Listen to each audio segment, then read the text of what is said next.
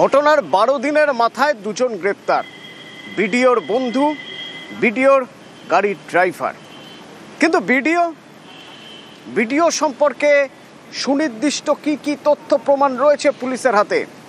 Anup, close circuit ক্যামেরার footage তো পুলিশের হাতে রয়েছে। নীলবাতি লাগানো গাড়িতে ঘুরে বেড়াতেন ভিডিও। তো সেই নীলবাতিওয়ালা গাড়ির যদি আমরা ট্র্যাক করি সিসি ক্যাম ফুটেজ অনুযায়ী, কোথা থেকে কোথায়, কোথা থেকে কখন কোথায়, কি জানা যাচ্ছে?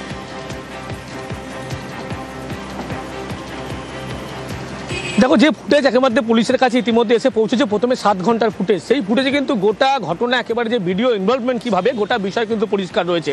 এবং ভিডিও যে রীতিমতো তাকে অপহরণ করার সময় থেকে শুরু করে তাকে তার বাড়িতে ফ্ল্যাটে নিয়ে যাওয়ার পুরো দাদাগিরি যে করছে, সেই ছবি পর্যন্ত সেই পুলিশের কাছে আছে। আর এখানেই যথেষ্ট ছিল। তাছাড়া যে ভিডিওকে জানানো হচ্ছিল যে ভিডিও কলকাতায় আসেননি, কিন্তু যে ফুটেজ গতকালকে আমরা যে খবর সম্প্রচার করছিলাম, সেখানে কিন্তু ভিডিও যে কলকাতায় এসেছিল, বিমানের টিকিট বা বিমানের প্যাসেঞ্জার লিস্টের নাম দেখলেই কিন্তু একেবারে স্পষ্ট করা যাচ্ছিল। অন্যদিকে পুলিশের পক্ষ থেকে সেই ফুটেজও সংগ্রহ করা হয়েছিল। তার পাশাপাশি দেহ যখন বের করে লোপাট করা হচ্ছিল, সেই মুহূর্তে সিসি ক্যামেরা ফুটেজ, সেখানে কিন্তু একেবারে যে গাড়িতে করে নিয়ে যাওয়া হচ্ছিল, সেই গাড়ি চালাচ্ছিল রাজু ঢালি, যিনি গ্রেপ্তার হয়েছেন, ভিডিওর গাড়ির চালক। এবং গোটা ঘটনায় যে ভিডিও ভূমিকা ছিল, সক্রিয় ভূমিকা ছিল, সেটা কিন্তু এই সমস্ত ফুটেজে পুলিশের কাছে একেবারে স্পষ্ট। সেই কারণে পুলিশের পক্ষ থেকে বলা চলে ইতিমধ্যে আমরা যদি বিষয়টাকে এভাবে ভাবি যে ভিডিও তো অস্বীকার করেছিলেন আমাদের সঙ্গে ফোনে কথা বলার সময় যে তিনি নাকি সে সময় কলকাতায় আসেন। তার মানে তিনি যে কলকাতায় এসেছেন, বিমানবন্দর থেকে বেরোচ্ছেন, সেই ফুটেজ পুলিশের কাছে আছে। তার নীলবাতিওয়ালা গাড়ি নিউ টাউনের ফ্ল্যাটে যাচ্ছে, সেই ছবি রয়েছে পুলিশের কাছে। সেখান থেকে চ্যাংদোলা করে বের করে নিয়ে গাড়ি চলে গেল যাত্রাগাছির দিকে, সেই ফুটেজও আছে পুলিশের কাছে। মানে যদি টাইম লাইন, যদি ক্রোনোলজি দেখি আমরা, সেই ক্রোনোলজিক্যাল ফুটেজ পুলিশ পুরোটাই পেয়ে গেছে।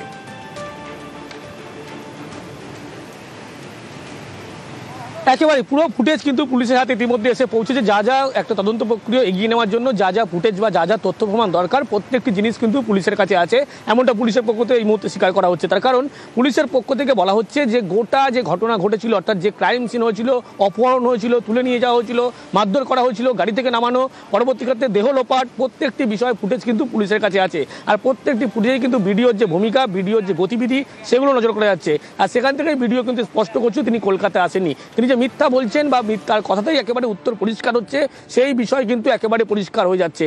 আর ভিডিও যে কলকাতায় এসেছিল, তার সিসি ক্যামেরা ফুটেজ এবং যে তার গাড়ির চালক যে গ্রেপ্তার, অন্যদিকে তার ঘনিষ্ঠ বন্ধু গ্রেপ্তার। এই যে পুলিশের কাছে সব তথ্য প্রমাণ রয়েছে, পুলিশ মোটামুটি ঘটনা সব সাজিয়ে ফেলেছে, পুলিশ নির্দিষ্ট তথ্য প্রমাণ এবং প্রত্যক্ষদর্শীর বয়ানের ভিত্তিতে দুজনকে গ্রেপ্তার করেছে, সেই দুজন ভিডিওর ঘনিষ্ঠ। তারপরেও ভিডিও এই ঘটনার সঙ্গে জড়িত মানতে নারাজ, বরং উল্টে তিনি ষড়যন্ত্রের তত্ত্ব খাড়া করছেন।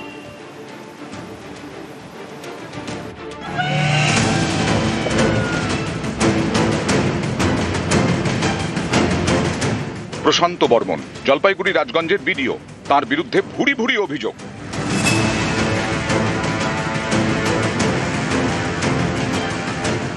অভিযোগ, 28 অক্টোবর সোনা ব্যবসায়ী স্বপন কামিল্লাকে সল্টলেকের দত্তাবাদ থেকে অপহরণ করেন রাজগঞ্জের ভিডিও, তুলে নিয়ে যান নিউ টাউনের বহুতলে। আমাকে নিয়ে এসে নামিয়েছে, আমি সবে নেমেছি, তখন হঠাৎ উনি বললো যে বেরিয়ে এসে ঘর থেকে ওনাকে দিয়ে আসো, ড্রাইভার বলছে। ওনাকে কোন জায়গা নিয়ে গেল? ও ভেতরে ঢুকিয়ে দিল, এরকম ঘরে ঢুকিনি। 30 অক্টোবর নিউ টাউনের যাত্রাগাছি থেকে ব্যবসায়ীর ক্ষতবিক্ষত দেহ উদ্ধার। তদন্তে নেমে পুলিশ জানতে পেরেছে দিন 10 আগে 20 অক্টোবর কলকাতায় আসেন রাজগঞ্জের ভিডিও প্রশান্ত বর্মন, বাগডোগরা থেকে ইন্ডিগোর বিমানে। বিমানের number 6E135, seat number 25E। 29 অক্টোবর কলকাতা থেকে বিমানেই শিলিগুড়ি ফিরে যান প্রশান্ত বর্মন। বিমানবন্দর থেকে সিসি ক্যামেরা ফুটেজ সংগ্রহ করেছে পুলিশ, সেখানেও নাকি ভিডিও প্রশান্ত বর্মনকে দেখা গেছে। মিলেছে বিমানের টিকিটের নাম্বারও। কোথায় প্লেনের টিকিট পাওয়া গেছে, কি আছে, সবই এখন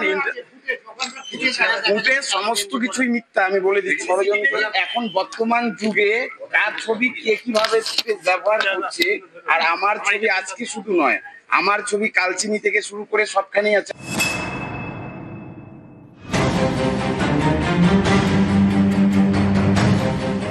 28 অক্টোবর অপহরণ, 30 অক্টোবর সোনা ব্যবসায়ীর দেহ উদ্ধার হয়। খুনের অভিযোগ বিডিও প্রশান্ত বর্মনের বিরুদ্ধে। আমি কিভাবে চিনব স্বপন কামিল্লাকে বলুন? আর আমার চেনার কি দরকারই আছে? আপনি কলকাতায় এসেছিলেন কবে? আমি কলকাতা গিয়েছিলাম অনেকদিন আগে। মানে 27-28 অক্টোবর আপনি কোথায় ছিলেন? আমি কলকাতায় যাইনি, 27-28 কলকাতায় যাই। সোনা ব্যবসায়ীর ক্ষতবিক্ষত দেহ উদ্ধার। 1 নভেম্বর ব্যবসায়ীর পরিবার বিধাননগর দক্ষিণ থানায় লিখিত অভিযোগ জানায়, যার ভিত্তিতে এফআইআর হয়েছে। নিহত ব্যবসায়ীর পরিবারের অভিযোগের ভিত্তিতে খুনের মামলা হয়েছে বিডিওর বিরুদ্ধে। 23 তারিখ কলকাতা যান দোকান খোলার জন্য। ওটা 2-3টা গাড়ি আসি আমার স্বামীকে তুলে নিয়ে যান। আমার মনে হয় প্রশান্ত বর্মা নামে লোকটা আমার স্বামীকে সেইও খুন করে মেরে দিয়েছে। ও তুলে নিয়ে গেছে। অভিযোগ করেছেন থানায়? হ্যাঁ, একটা এফআইআর করেছেন মনে হচ্ছে প্রশান্ত বর্মন ভিডিও। এটার থেকেই বোঝা যাচ্ছে যে এখানে চক্রান্তকারী ষড়যন্ত্র আছে। সোনা ব্যবসায়ী স্বপন কামিল্লার বাড়ি পশ্চিম মেদিনীপুরের দাঁতনে। অভিযোগ, গত অগাস্টে সেখানে যান রাজগঞ্জের বিডিও প্রশান্ত বর্মন। সেই ভিডিও তোলে স্বপনের পরিবার। আমি দাঁতনে কেন যাব? সবই তো ষড়যন্ত্র।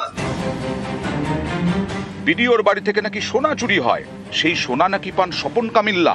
অভিযোগ, এই কারণেই সোনা ব্যবসায়ী স্বপনকে বাড়ি থেকে তুলে আনা হয়, যার একদিন পরে মেলে তার ক্ষতবিক্ষত দেহ।